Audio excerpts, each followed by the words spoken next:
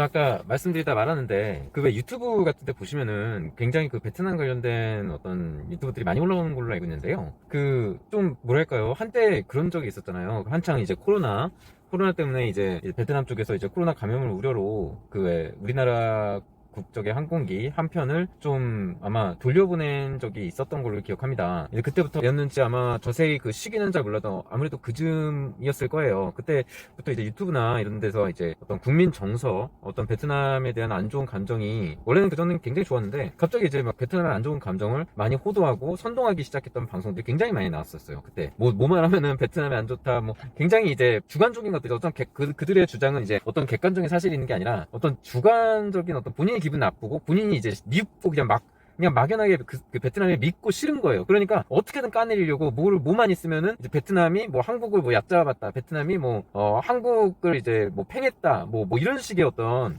그런 어떤 유튜브 방송들이 이제 많았었고 또 지금도 있는 걸로 알고 있어요. 근데 제 생각에는요, 이제 그런 방송을 하시는 목적은 여러 가지 이유가 있을 거예요. 예를 들어 뭐 유튜브로 어떻게 한번 해보고 싶은데 어떤 관심을 좀 받기가 만만한 게 이제 베트남을 깐다, 뭐 이런 어떤 컨셉으로 시작했는지는 모르겠어요. 어쨌든 여러 가지 의도가 있겠지만 저는 이제 그런 부분도 있거든요. 그러니까 예를 들어서 지금 상황이 중국에서 이제 점점 빠져나가서 베트남으로, 이제 그때 당시에도 그랬어요. 베트남으로 이제 많은 어떤 흐름이나 뭐 어떤 기업들의 투자나 기업들 유치나 관광객들이나 이게 전부 다 이제 중국에서 이제 썰물 빠지듯 쭉 빠져가지고 베트남으로 좀 많이 가는 경향이 있었거든요. 코로나 전에도. 이제 그러다 보니까 이제 약간의 어떤 기분이나 어떤 중국의 입장에서 그러니까 중국이라는 나라를 이용해서 우리나라와 무역을 하고 우리나라를 통해서 돈을 벌고 있던 사람들의 입장에서는 베트남이 굉장히 불편한 존재일 수 있다라는 얘기죠. 예를 들어서 우리나라에 사실 많이 이제 중국에 의존을 많이 하면서 이제 여러 가지로 막 중국인들도 많이 들어오고 와서 막 엄청 사고 뭐 유커다 어쩌다 관광객들 뭐 얘기할 때 어느샌가 유커라는 얘기를 붙여가지고 유커들이 오니 많이 하면서 뉴스에서도 대서특필을 한 적이 많았잖아요. 그러면서 이제 어떤 유커, 그러니까 즉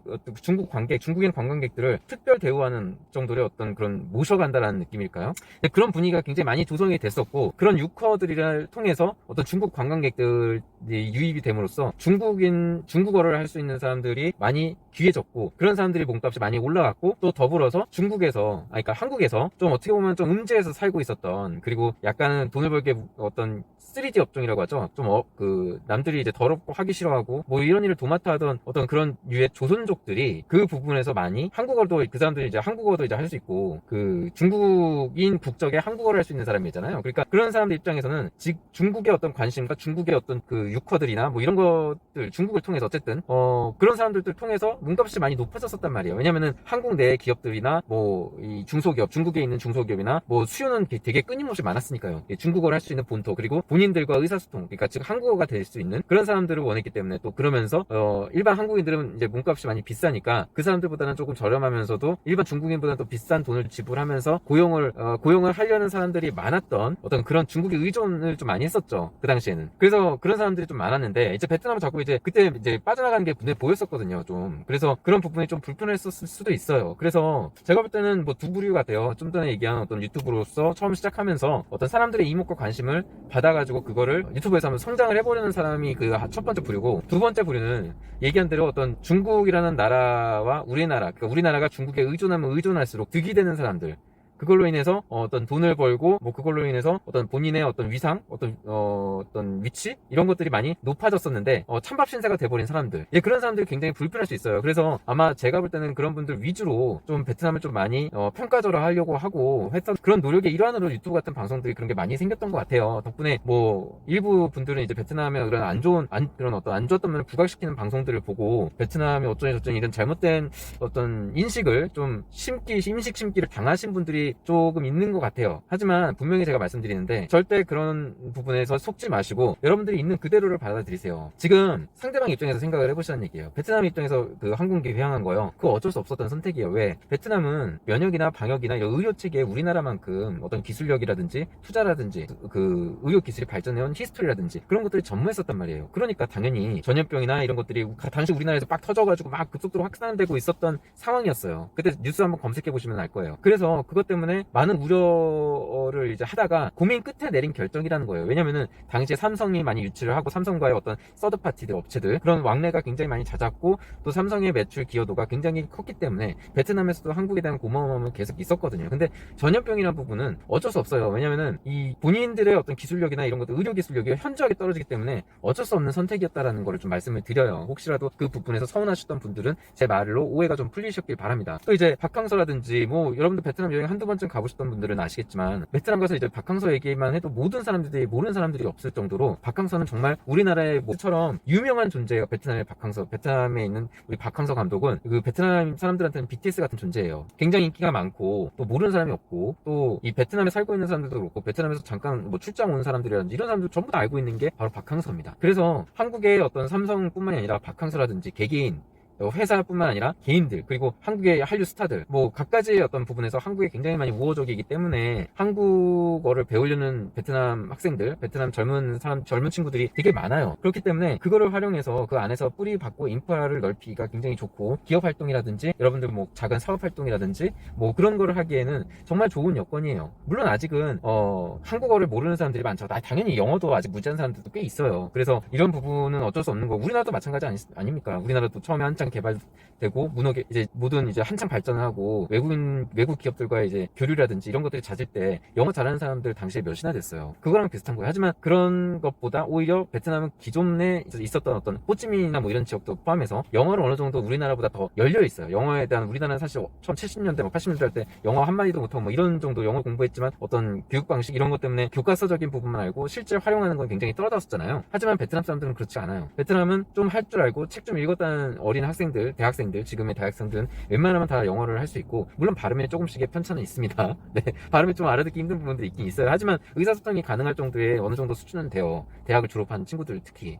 그래서 그런 부분에서 굉장히 많고 또 베트남 사람들이 뭐 한국을 뭐 싫어하고 이런 부분은 거의 없어요. 그리고 그런 거는 뭐 일부 베트남 사람들이 한국인은 어떻게 했다 뭐 이런 어떤 부분은 어느 나라든 그런 게 없을 수가 없잖아요. 중국도 마찬가지고 다 어떤 거치는 어떤 오해와 갈등 이런 게 어떤 자잘한 회사들 위주로 있었고 또 어떻게 보면 베트남이 우리나라를 좀 더 원망할 수도 있는 부분은 사실 예전 초기부터 이제 와서 이제 작은 사업, 작은 기업들을 운영하셨던 분들이 많잖아요. 네, 그런 분들이 이제 작은 기업이나 이런 거를 운영했다가 뉴스 검색해서 보시면 아시겠지만 월급 직원들 급여를 주지 않고 뭐 그대로 이제 한국으로 날라버리거나 다른 나라로 날라버리거나 뭐 이런 사례들도 상당 부분이 있어요. 그래서 그런 부분이 사실은 한국인의 어떤 이미지를 깎아먹는 역할을 한 건데 어찌됐든 그런 어떤 베트남 사람들의 입장에서도 한국인들한테도 서운한 점이 있고 한국인들도 베트남들한테 서운한 점이 있으니 어찌됐든 이런 부분을 서로 교류를 좀 많이 하면서 좀 풀어나가면 또 해결이 될 수 있는 문제라고 생각합니다. 양국의 어떤 문호 교류가 벌써 몇십 년째인데요. 그래서 어쨌든 이렇게 뭐 제가 지금까지 쭉 말씀드렸지만 그 여러분들의 그 재테크 그리고 노후 대비 관련해서 그 구체적인 예로 베트남의 주택 수요 그리고 주택 임대 그 시장 그 부분이 많이 올라가고 있고 전망이 밝으니 앞으로의 미래나 그리고 어떤 자산 증식의 목표라든지 또 이제 어떤 청년층 젊은 인구들이 굉장히 무럭무럭 자라나고 있는 나라고 되게 역동성이 있는 나라이기 때문에 그러니까 그런 거 있죠. 우리나라의 뭐 한강의 기적처럼 뭐 발전상 뭐 잘 그 정도의 발전상이 될지는 모르겠습니다만 어찌됐든 그때 당시에 열기보다 그 이상이 나오고 있는 것만은 분명해 보여요. 그래서 어떤 그런 에너지, 국가의 에너지 그런 거를 가지고 있는 나라는 그렇게 많지 않거든요. 여러분들도 한번 다 찾아보세요. 그 정도의 역동성과 에너지 그리고 어떤 성장 잠재력을 갖고 있는 나라는 정말 손에 꼽을 정도예요. 그래서 한번 찾아보시고 제가 얘기하고 싶은 건 베트남을 구체적으로 저는 예를 들었지만 베트남뿐만이 아니라 여러분들도 해외에서 어떤 수익형 그러니까 임대 부동산 그리고 임대 월세라든지 이런 부분에서 한국보다는 훨씬 더 나은 조건에 눈을 돌려서 한번 찾아보시면은 훨씬 나은 조건의 부동산들과 훨씬 나은 조건들의 주택 그리고 임대 수요 그리고 임대 가격, 수익률 이런 것들이 좋은 곳이 많아요. 단지 시야가 좁기 때문에 한국만 바라보고 있는 것이 안타까울 뿐입니다. 그래서 제가 추천드리고 싶은 거는 이렇게 좀 시야를 좀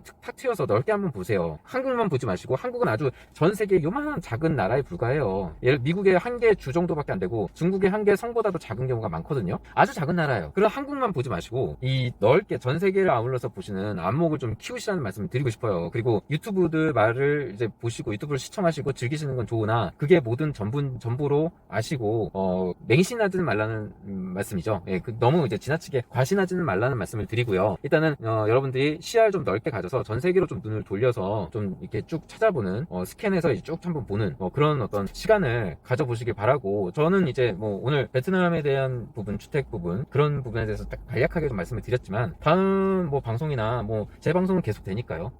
제 방송은 어차피 계속적으로 여러분들한테 이제 찾아뵙고 말씀을 드릴 거기 때문에, 제가 이제 조금씩 이제 그 부분에 대해서는 구체적으로 여러분들한테 말씀드릴 수 있는 기회를 좀 갖겠습니다. 그리고 여러분들 좀 구독과 좋아요를 좀 꼭 좀 눌러주세요. 저는 지금 구독자가 좀 잘 안 모이는 것 같아서 좀 약간 좀 동기부여가 좀 잘 안 되는 부분도 있거든요. 그래서 좀 힘내고 방송 계속할 수 있게 여러분들이 구독과 좋아요 꼭 눌러주시고, 제 채널도 많은 영상, 그리고 지난 영상들 많이 이제 베트남 관련해서도 그렇고 한국의 어떤 시장 경제 상황에 대해서도 그렇고 여러모로 다양한 주제를 다루고 있으니까 지난 방송들도 한번 봐주시고, 또 이제 구독과 좋아요도 꼭 좀 부탁드리겠습니다. 네, 여기까지 하겠습니다.